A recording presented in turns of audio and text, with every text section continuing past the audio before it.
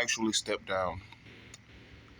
It's hard to believe because this hasn't happened since 1968, and that was President Johnson. It was the Vietnam War, and he did it back in March.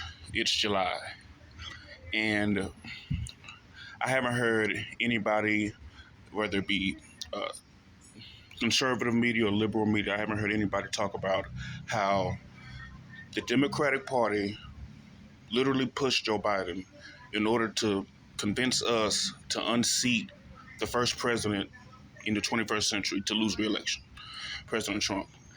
And now, because they know they have absolutely no chance, they're losing Minnesota, for Christ's sake, which is massive. They can't handle Joe Biden for a campaign cycle.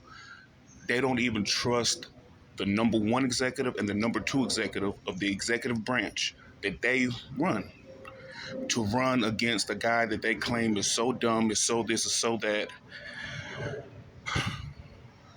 I think that the American people should be offended by this. We had to deal with him for 3.5 years. We're going to have to deal with him until January 20th.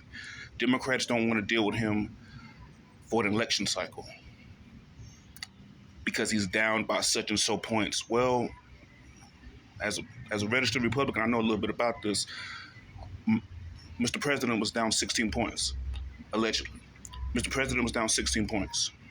But for the deadlines being changed in Pennsylvania, but for a lot of other things, he'd still be commander-in-chief because we didn't run out on him.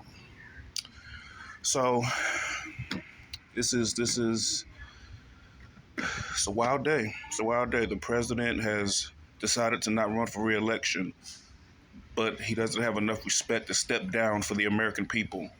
Why not just step down and let Vice President Harris run the country for a little? It's not going to change anything.